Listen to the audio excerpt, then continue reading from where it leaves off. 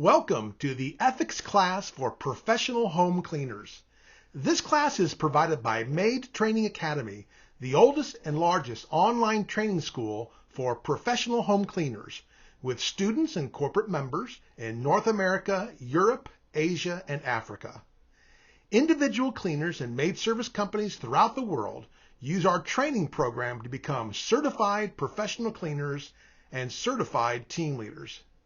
Click on the link in the description below for more details, and please click the like button and subscribe for future videos and access to our channel. This video is offered as an alternative to reading the 10-page ethics book. You can either read the book or watch this video. The choice is yours. You are required to pass a short test as a requirement to pass this class, and as your final requirement to earn your professional cleaner certification and registration with Maid Training Academy. Introduction. Many professions require an ethics class as part of a certification or licensing process. Ethics is defined as the moral principles that govern a person's behavior or conduct of an activity. Most people do the right thing every day, but temptation is always there. We all need to be reminded why we must do the right thing, even if no one catches us doing the wrong thing. Regardless if you work for yourself or on a team for a company, most of your cleaning is conducted by yourself and unsupervised. When you work unsupervised, no one's there to catch you in the act of doing the wrong thing, so the temptation and opportunity to do the wrong thing is always present. Industries set their own code of ethics, which include the principles of conduct for their profession. There's a code of ethics for journalists, lawyers, doctors, law enforcement, just to name a few. The code of ethics for professional home cleaners is: complete all services purchased at acceptable quality standards while doing no harm to home, self, and others. Complete all services purchased. This is the first and primary responsibility to the customer for any business, and not just maid service. If the customer purchased dusting baseboards, then you have to dust them completely, even if they look completely dust-free. You will clean bathrooms where the toilet paper is still folded to a point from the last time you cleaned it. Yes, you still have to touch everything in that bathroom. In your Level 1 training, we refer to these unused bathrooms as wipeout cleans, which take half the time. You still have to touch everything because the customer paid you to do that. You can ask the customer if they want to skip that room and not charge the customer, but if the customer paid for that service, you have to do it or it's considered unethical. And yes, that's like stealing the customer's money. What? Really? Yes. If you paid for something and they didn't give you everything you paid for and they did it on purpose, what would you call it? Cutting corners. Cutting corners is a phrase used in the industry when a cleaner does not spend enough time on a task, resulting in low-quality cleaning or skipping a task entirely. What is common corners cut on residential cleaning? You can cut corners on any task, so this list could be endless. Evidence of poor cleaning comes from post-cleaning inspections from team leaders or supervisors or owners, customer complaints with pictures, and from other teams if they clean one of your customers and noticed areas being skipped. These tasks are either skipped or not completed at acceptable quality standards. Dusting baseboards, dusting blinds, high dusting, dusting ceiling fans, lifting or moving items on countertops or shelves to completely clean the area, the backsplash on counters, cleaning the top of the refrigerator, dusting or cleaning chairs all the way to the bottom, including the glides, dusting furniture to the very bottom, moving items when vacuuming, lifting rugs to mop or vacuum, cleaning behind toilets, cleaning under the entire lip of the toilet, cleaning baseboards around toilets, getting all the way under furniture, cleaning areas that are hard to reach, checking your work before you leave the room, and the team leader checking the entire home at the end of the job. Some tasks require more time or effort to get the best results. These are some examples of cutting a corner by cleaning an area faster, but not getting the best result or even acceptable results. Using only spray cleanser in a sink when it needs a powdered cleanser first. Using a rag to clean a sink when you need to use a sponge first, then a rag to wipe it clean. Using a duster on a flat surface when you really need a dusting rag to pull all the dust off. Stop scrubbing a shower stain because it looks better than before, but it's not completely clean. Cutting corners doesn't always result in a customer complaint. This is the fuel that feeds temptation. If you skip a baseboard, blind, ceiling fan, or any area, you may not get a complaint. You may even choose to dust the baseboards only when they're visibly dusty. You may get away with that for a while, but customers are not dumb or foolish. Maid service is expensive, and most customers check your work directly or indirectly. And most customers are busy people. They may not have time or the interest in managing their maid service quality. It's like getting a few bad meals at a restaurant. Most people don't ask to speak with the manager or chef about the bad food or service. They stop going there. It's much easier in this day and age to find another maid service who's got great ratings and great reviews. Cutting corners grows over time. Cutting a few corners here and there will grow into more and more areas being skipped or completed at low quality. It's almost human nature to keep pushing the envelope until someone complains. It's common to hear new customers say that they left their old maid service because they missed more and more tasks over time. It's a common reason why customers change maid service providers, which means it's a common problem. Customers are not dumb.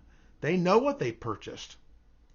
Customers who've seen this problem in the past look for it more diligently and are faster to fire their maid company because they are looking for it. So why do cleaners cut corners? Cutting corners is not always a conscientious decision to do something bad. Disagreeing with a process or a task. If you disagree with a process or task, you have the responsibility to question your employer. It's okay to ask your employer, why are you required to do something? Every task should have a reason behind it. So education is the key to all understanding, so ask questions. In the end, you may disagree with the way something's being done, but you still have to do it because that's what you're being paid to do. And if you truly don't want to do it, then you should work someplace else. Sometimes that happens. That's okay. You just can't use disagreement as an excuse. Not enough time to complete all the tasks. Cutting a corner may feel justified because there's not enough time allocated for the job to get everything done. Everything in that situation, cutting corners, I'd say even in that situation, cutting corners is still wrong. If you need more time, tell someone. Call the office or speak with the customer directly if you work for yourself. Too tired or weak to complete all tasks. Some cleaners cut corners because they're physically tired and don't have the energy to complete all the tasks. That may come at the end of a long day or a week. You may be a little under the weather, but you try to make it through the day. You're going to have days like this. Although your physical condition is real, it does not justify cutting corners. Ask your partner for a little help to finish up. You're going to do the same for your partner someday. And if you're too ill to complete all your tasks throughout the day, then don't come into work. You can do more harm by coming into work ill-prepared to do everything. And again, it's not uncommon for people to work if they're not feeling 100%. But you just can't use that excuse to cut corners. Some cleaners will skip an area because it already looks clean. Why would you clean something that it's already clean? Well, that may feel right, but it's still wrong. Why should you clean an area that already looks clean or dust-free? Now, some maid companies skip or rotate cleaning tasks like baseboards and blinds and ceiling fans, but they also tell their customers.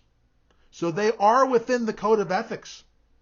We're not talking about that, what tasks are not promised to a customer or not. This is every cleaning company's prerogative. We are talking about skipping an area that is included just because it already looks clean. The first reason is that the customer is paying you to do that task. Never forget that promise to the customer.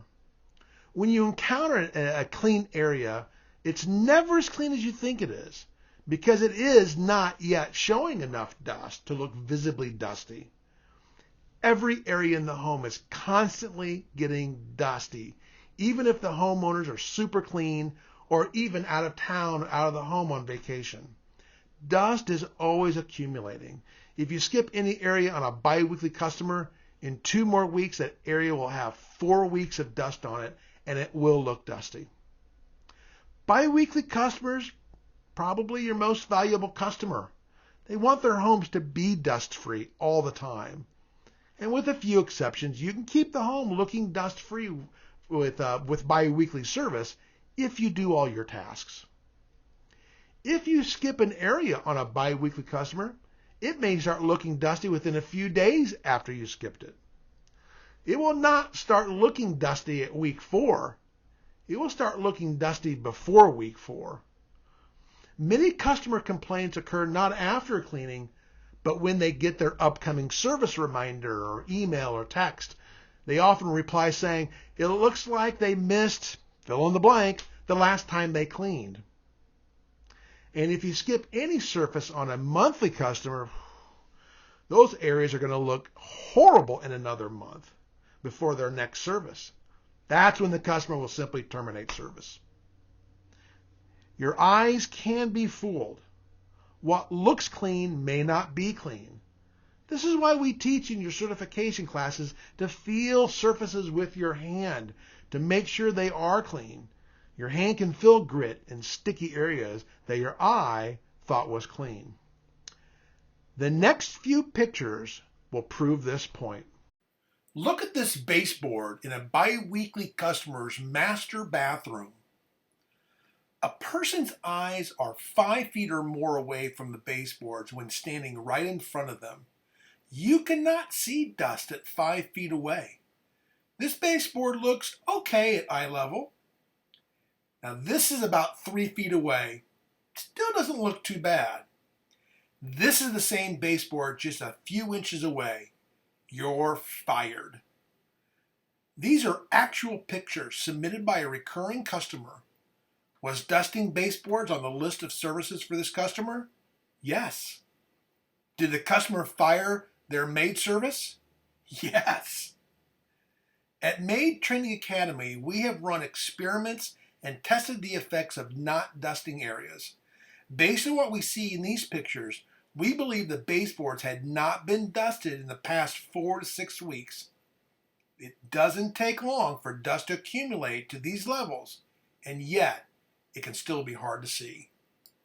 Dust accumulates on all flat surfaces, be it blinds, windowsills, furniture, picture frames, decorations hung on the walls or sitting on shelves, backsplashes, tops of the refrigerator, and so on and so on. It's a very long list. How do employers manage cleaners to prevent cutting corners? Clocking in and out of a job to make sure you spend enough time on the job. Conducting more checks by supervisors. Asking for more customer feedback. Although these tactics work to a certain degree, none of them prevent all corner cutting. Anyone can milk the clock. No company can check all the jobs, and not all customers provide feedback. This is an issue of ethics, and it rests on the shoulders of cleaners and the team leaders that lead the team. Getting out early is a possible indicator of missing something or cutting corners. All jobs have time durations. These job durations are usually pretty accurate. If you get out early, or if your partner is done with a task early, it may be an indicator that something was skipped or not completed to a satisfactory quality level.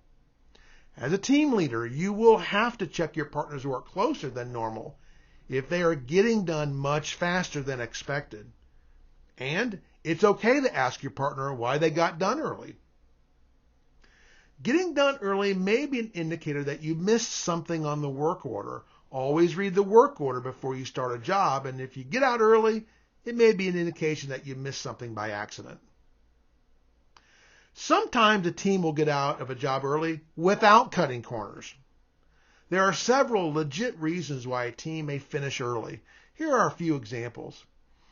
A team that has been working together for a long time may get out of all their jobs early. The same team has been cleaning the same home for a long time, may get out early. A very clean house may take less time. A house with fewer knickknacks and decorations and furniture than normal may take less time.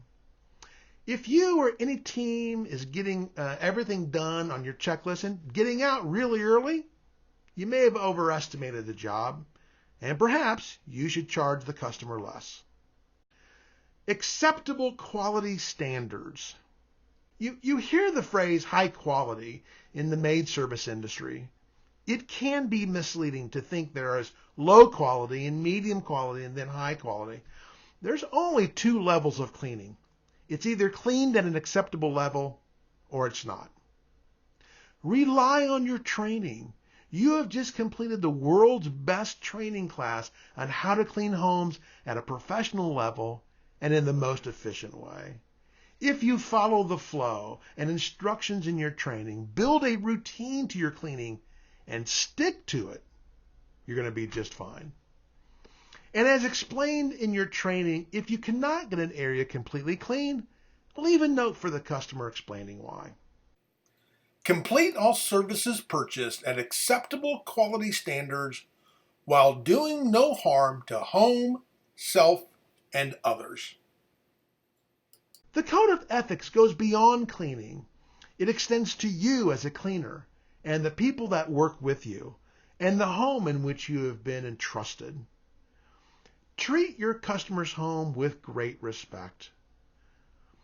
Unsafe products and tools that will not damage anything in the home. Only use safe products and tools that won't cause damage. Don't drop equipment on the floor. Don't come in the home with dirty shoes. Be very careful handling items in the customer's home. Even when the customer is not home, treat the home and everything in it with great care and respect. Report all damages and accidents right away. Every professional cleaner has broken or damaged something. Although accidents should be rare, it will happen. Regardless if it's a $1 soap dish or a major accident, report all damages to the office and customer right away. Customers will appreciate your honesty in reporting the problem, and your employer understands that it will happen from time to time. Don't take anything from the customer's home. Theft is a serious issue for any home services company. If something goes missing, there's no doubt the customer will notice and report it. This is why you should never take a piece of candy or fruit in a bowl or items from the trash. People throw stuff into the trash that's in good shape. However, people can get very sensitive about taking anything from their home, even stuff they've thrown out. Resist customers who want to hire you away from your company to clean their home on the side. It'll happen. The best way to handle a customer is to tell them, I appreciate your offer, but I'm very happy working for, your company name. A customer that asks this question is unethical. So beware and be prepared. It does cost a lot of money for a company to get a customer. It's considered stealing to take a customer from your employer even if the customer approaches you first. Cutting corners can really hurt the people you work with every day. Cleaning is a team effort. Even if you clean by yourself, everyone is impacted by your performance, including the owner, office staff, and most definitely your cleaning partners if you work on a team. Never discuss a customer's personal situation by name outside of work. Being entrusted with someone's home requires the highest level of ethics, trust, and privacy. Not only are you responsible for taking great care of the home, but also to keep their information private. Most cleaners and maids have very interesting stories about strange customers. Never mention the name of the customer, even to friends or family. Not only is it unethical, but could also get you into some legal trouble. Never cut corners on safety. Safety is the number one responsibility to yourself and your cleaning partners. It's not easy to do the right thing every time. Doing the right thing may go unrewarded at first because no one may thank you for being ethical and doing your job as expected. You may be tempted because you may know cleaners who don't do the right thing and get away with it. This is a great temptation because if other people are doing less without penalty, it can seem unfair that you have to do everything the right way. Even if you haven't already, you'll learn that people who don't do the right thing usually don't last long and eventually run out of luck. If you know somebody not doing everything they're supposed to do, you're probably not the only person that knows. That's why unethical people are eventually caught and paid the penalty, whatever that is. Being ethical is a rewarding way of life. Most people do the right thing every day and don't need to be motivated. However, there are benefits. Being ethical is profitable. When you do the right thing every day, you will keep a higher percentage of your recurring customers, get more referrals, have more repeat business. You can charge more for consistent quality and dependability, and you get more tips. It pays big across the board. The greatest respect from customers and employers and coworkers. Being a professional home cleaner is not easy, and everyone knows it. There's no greater respect than having someone you can depend on to do the right thing. People will notice your good deeds, even if they don't mention it. Good energy and joy. People who do the right thing are happier people and have less stress. This positive energy flows to other people in your life. It's powerful and it's influential in a very big way. Thanks for watching our video class on ethics for professional home cleaners. It's time to take your test. Return to your classroom webpage and take the ethics class. Once you pass your ethics class, you will be registered with Maid Training Academy. And please make sure to click the like button on this video and subscribe for future videos and access to our channel.